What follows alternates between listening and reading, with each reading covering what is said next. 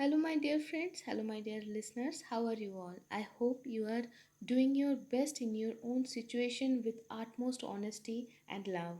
So, with this wish, let's start our journey into the life of our master Sri Ramakrishna Paramhansa Dev. In the last episode, we came to know the significance of Tantra, a path of sadhana. As mentioned, she is followed by Sanatan Dharmi, that means the Hindus, as well as in some part. I am not the authority, but uh, I read somewhere that this math or this way of sadhana is also being observed by Buddhists. So let's start. Let's proceed further.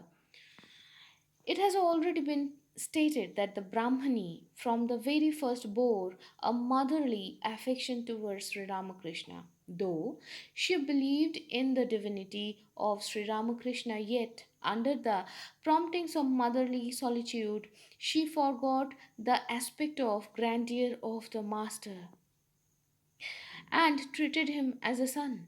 But she never forgot the divine mandate she had received to deliver her message to him, and she did her best to act as spiritual guide to Sri Ramakrishna. But Sri Ramakrishna himself, as he stated later on, undertook this new course of sadhana only after he had sought and received the permission of the Divine Mother. He set himself to it with the zeal characteristic of him. The Brahmani collected the rare ingredients necessary for the sadhana and brought them to Dakshineshwar. Two asanas or seats were made according to the Tantrika books, one in the Panchavati and another under the bale tree at the northern extremity of the garden. Referring to this period, the master would afterwards say the Brahmani would go during the day to places far from Dakshineshwar and collect the various rare things mentioned in the Tantrika scriptures. At nightfall, she would ask me to come to one of the seats. I would go, and after performing the worship of the Mother Kali, I would begin to meditate according to her directions. As soon as I would begin to tell my beads, I would be always overwhelmed with divine fervor and fall into a deep trance. I cannot relate now the varieties of wonderful visions I used to have. They followed each other in quick succession, and the effects of those practices I could feel most tangibly. The Brahmani put me through all the exercises mentioned in the 64 principal Tantra books. Most of these were extremely difficult sadhanas, some of them so dangerous that they cause the devotee to lose his footing and sink into moral degradation.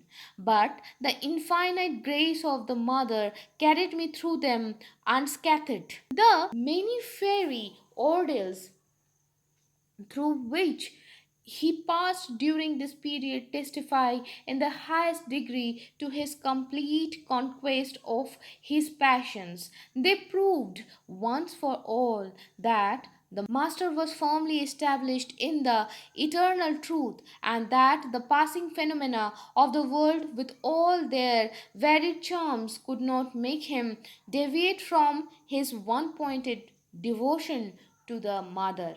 With the utmost swiftness and ease, he ascended the steps of this difficult course of exercises till he reached the topmost rung of the ladder. His mind was always pitched to the highest level of spirituality, and from that lofty altitude he could find nothing that did not, somehow or other, remind him of the Mother.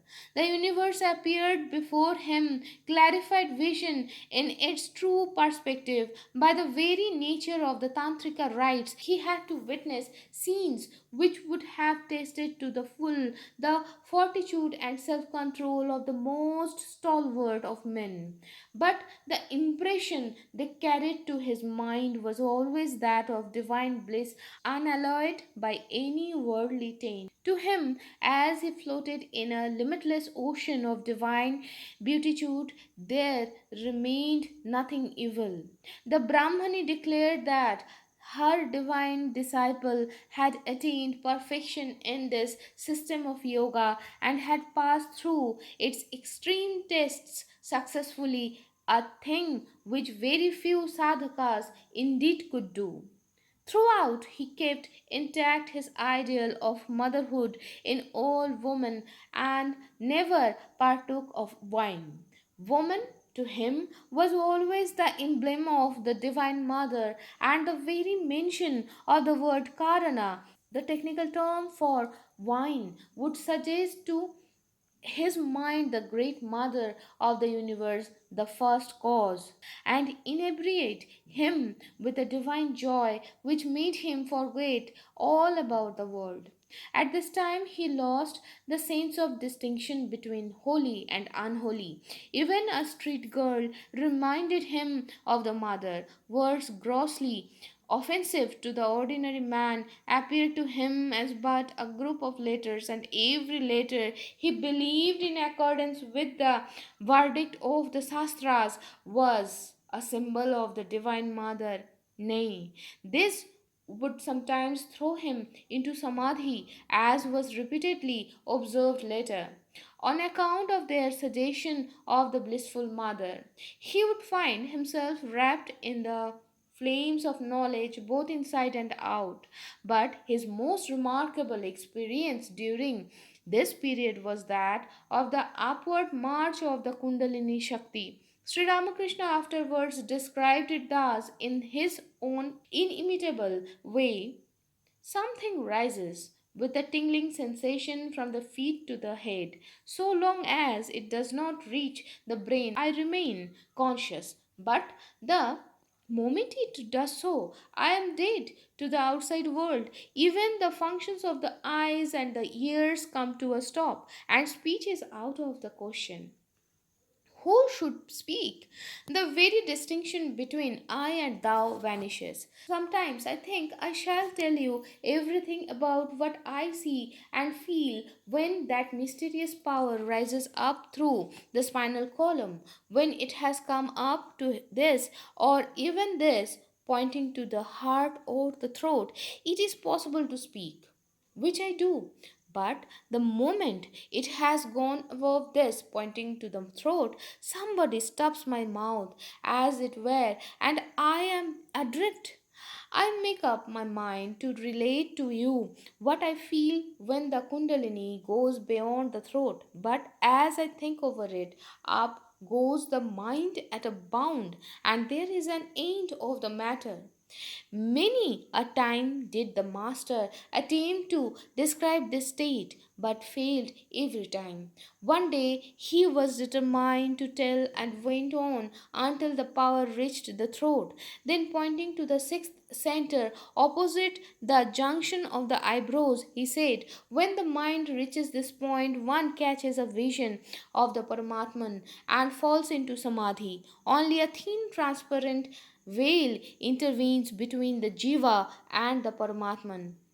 He then sees like this, and as he attempted to explain it in detail, he fell into samadhi. When his mind came down a little, he tried again, and again he was immersed in samadhi. After repeated fruitless attempts, he said with tears in his eyes, well, I sincerely wish to tell you everything, but mother won't let me do so. She gagged me. So, my dear friends, today we are going to stop here, and what happened next we will come to know in the next episode. Till then, I must pray to God that we must feel His presence within us and outside also. So, with this good wish, I am saying Shubhamastu.